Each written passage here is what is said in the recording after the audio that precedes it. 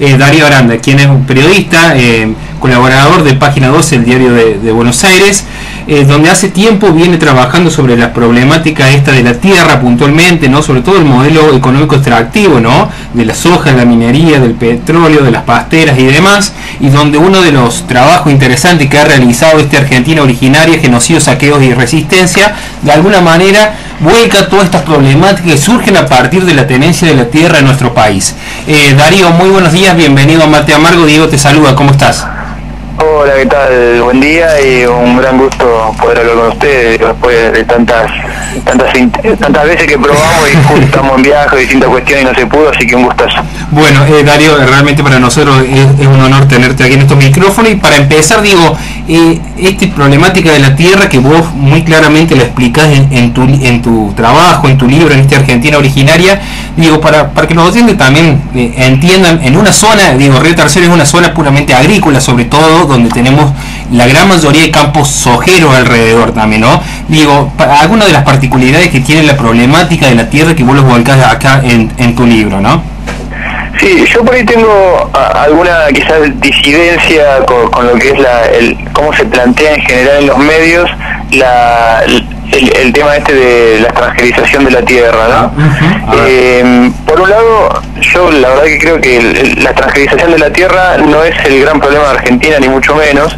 Creo que desde que se viene anunciando en marzo, cuando inauguraron las sesiones en el Congreso y insistentemente la presidenta, algunos medios de comunicación cercanos al gobierno lo plantean en tapa y pareciera como que se está haciendo la reforma agraria, y me parece que dista mucho de eso, y todo lo contrario. Me parece que muy poca gente, nadie creo se puede oponer a que se legisle sobre la transferización de la tierra, y mucho menos se pueden oponer quienes fomentan este modelo extractivo, porque este proyecto de ley no toca ninguno de sus intereses. En ese sentido, no sé si se me escucha bien. Sí, se escucha muy bien. No, que digo, en ese sentido, digo, por un lado, se tiran estadísticas al aire, muchas veces mismo del gobierno, de sectores como Federación Agraria, primero sin ningún sustento técnico. Entonces, uno de los puntos interesantes de decir la ley es hacer un relevamiento de cuántas extensión de tierras están en manos de extranjeros.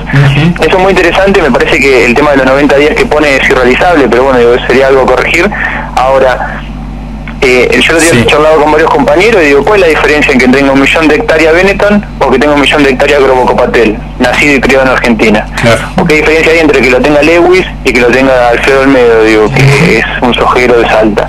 Entonces me parece que estamos entrando en una falsa disyuntiva donde está muy bien legislar sobre la transcriptación, pero no me parece que Benetton, aunque tenga 1 millón de hectáreas y muchas veces escrito sobre el conflicto con comunidades mapuches, no es el central problema de Argentina. Darío, Argentina, si quiere legislar en serio, es la concentración de la tierra. Y ahí el gobierno nacional y los gobiernos provinciales obviamente que no hacen nada, porque un dato concreto de esto, ¿no? El 2% de las explotaciones agropecuarias de Argentina concentra el 50% de la tierra. O sea, el 2% tiene el 50% de la tierra. Ese es el núcleo duro que hay que atacar, y que el gobierno y la mesa de enlace no van a permitir que se ataque, porque eso choca de lleno contra el modelo agropecuario. Exactamente. El gobierno nacional y la mesa de enlace, ¿no? Por otro lado, cuando uno recorre el país y charla con comunidades campesinas, indígenas, en el 99% de los casos son nacidos y criados en Argentina los que le disputan el territorio, no son extranjeros. Entonces me parece que hay que empezar a dilucidar un poco eso. Digo, y a raíz de esto que decía, digo, justamente es una de las contradicciones que yo encuentro, o que siempre he encontrado con las iniciativas que tiene el gobierno de alguna manera, y donde no se discute en este proyecto de ley, como vos decís, el tema del modelo productivo, y donde el modelo productivo, digo, con las características que tiene, el tema sojero, el tema minero también, sobre todo en muchas de las provincias, bueno, aliado con el gobierno nacional, digo, como que esas cuestiones no se ponen en discusión, y no sé si se van a poner en discusión, ¿no? Yo la verdad que me parece que no, que es algo, esto lo que es la profundización del modelo, también la profundización del modelo extractivo. El PEA, que es el Proyecto Agroalimentario Nacional de 6 años, en los próximos 6 años se estima aumentar en un 20% la producción de soja, y esa cantidad de hectáreas para aumentar esa producción de soja no no va a ser en Palermo o en Recoleta, va a ser en territorios campesinos indígenas. Entonces por eso sí me parece muy preocupante, sobre todo con un gobierno que ha hecho mucho por los derechos humanos de la última dictadura militar, me parece preocupante situaciones como la de Formosa, donde hay una sistemática violación de derechos humanos, hay asesinatos y el gobierno nacional actúa en consonancia con el gobierno provincial. Me parece que en los territorios campesinos indígenas hay una conflictividad en aumento y el gobierno nacional está tomando postura y no por los campesinos indígenas. Y otro tema relacionado, bueno, leíamos un artículo tuyo de lo que fue esta semana del caso minero en Mendoza, el proyecto San Jorge. Otra de las problemáticas del tema minero y el tema del agua, ¿no? Dentro de este modelo extractivo. Sí, ahí lo que se plantea la última semana, cuando el gobierno nacional ganó las elecciones primarias, se planteó, cuando se insistió con el tema de la extranjerización de tierras, se planteó el tema de las corporaciones, ¿no? De la lucha contra las corporaciones. Digo, ¿y qué? Es muy evidente que las grandes mineras son corporaciones mundiales, y en eso el gobierno cede territorio. Solo basta ver Pascualama, ir a San Juan, donde se ha creado una zona minera que parece un tercer país entre Chile y Argentina. Entonces me parece que, por un lado, yo creo que hay muchos compañeros bien intencionados dentro del gobierno nacional y distintos gobiernos provinciales, pero me parece que un flaco favor le hacen al no plantear. Yo ya no digo que son contradicciones, me parece que no es una contradicción, me parece que es una decisión tomada, basar su renta en un modelo extractivo que tiene consecuencias sociales, ambientales, sanitarias, y que si este es el costo que tiene que pagar, el gobierno nacional y los gobiernos provinciales están dispuestos a pagarlo. Exactamente. Es inevitable tocar el tema de la tierra y todos estos ítems que vamos tocando cuando se habla de un proyecto de extranjerización, ¿no? El proyecto de ley era de extranjerización de la tierra. Son 12 los proyectos que tenemos entendido se han presentado desde el 2000 hasta el día de la fecha, y de los cuales van a tener que seguramente discutir todas estas temáticas, y va a ser difícil llegar a un acuerdo, ¿no? A un único proyecto para llevarlo a la ley. Aún así, en palabras de la presidenta, decía que quería imitar un poco el modelo brasilero. ¿Qué opinas al respecto? Sí, a mí me parece que cuando se anunció en marzo que se iba a imitar una referencia del modelo brasilero, sí, a muchas organizaciones campesinas, como el Movimiento Campesino de Córdoba, incluso el Movimiento Campesino de Santiago del Estero, le ha creado una buena expectativa, porque la ley brasilera, aunque no se cumple, esto hay que remarcarlo, que el MST, los Sin Tierra todo el tiempo remarcan que no se cumple la ley, pero bueno, lo que dice la ley brasilera tiene en cuenta la función social de la tierra y tiene en cuenta a los pequeños productores y campesinos. Cuando la presidenta en marzo dijo que lo iba a tener en cuenta, creó una gran expectativa en sectores rurales de Argentina, en sectores rurales de fuera de la mesa de enlace, ¿no? Sí. Ahora, la ley argentina, en sus 7 carillas, en ningún momento menciona la función social de la tierra, y mucho menos menciona a campesinos indígenas.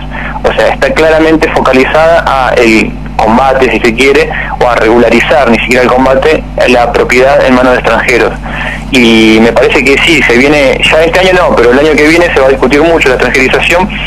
Y por otro lado, hay un proyecto de organizaciones campesinas que plantea a la defensiva el basta de los desalojos, y de ese proyecto nadie habla. Entonces me parece que ahí queda en evidencia cuáles son los dos modelos. Un modelo es el modelo campesino indígena, de una forma de vida autosustentable, ancestral, de producción diversificada de alimentos, y por otro lado un modelo agroindustrial que lo que necesita es campo vacío. Sí. Córdoba es un ejemplo. Yo hace 2 semanas, cuando no nos podemos comunicar, estuve por el norte de Córdoba y era evidente, me mostraban fotos de lo que era monte, y era producción de campesinos, y me mostraban ahora un desierto verde. Entonces ahí queda a las claras cuál es el modelo que desde un gobierno, es política de Estado en realidad desde hace 15 años. Yo en eso quiero remarcar que no es que uno es anti-kirchnerista, es una política de Estado, y cualquier candidato provincial o nacional que tenga alguna mínima posibilidad de acceder a un cargo electivo o ejecutivo, mantiene el mismo modelo, porque Wiener, por ejemplo, es el mismo modelo, el radicalismo es el mismo modelo.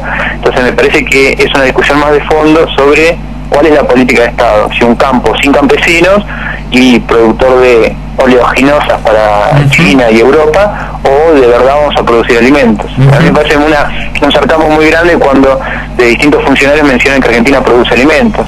Bien, Argentina produce cada vez menos alimentos y produce cada vez más materia prima para chancho de Europa y Asia. Bien, Darío, otra de las cosas, bueno, serían muchas las cosas que quisiéramos preguntar, pero otra de las cosas como para ir cerrando es el tema también de, y no es una postura en contra del gobierno nacional, no, simplemente por lo que uno escucha y también una discusión que tiene con gente que está a favor del gobierno nacional y muchas de las ideas del gobierno nacional, el tema de la bandera de los derechos humanos que ha ensalzado este gobierno nacional y que no están así en problemáticas, sobre todo los pueblos originarios, ¿no? Yo no sé si es una contradicción o es una decisión política, como decía, pero ¿por qué cree que se da ese abismo entre cuestiones de los derechos humanos y también en relación al tema de los pueblos originarios de nuestro país?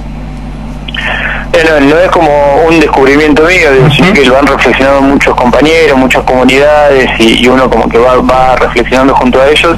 Está claro que en Argentina, al menos en la Argentina que se expresa muchas veces en los sectores urbanos, los derechos humanos parecieran ser propiedad de las clases medias urbanas. O sea, los derechos humanos sí cuando afectan a la dictadura, que fueron clases medias universitarias, estudiantes, trabajadores, cuando las amas de casa, que hoy son las madres de Plaza de Mayo, salieron a la calle a reclamar.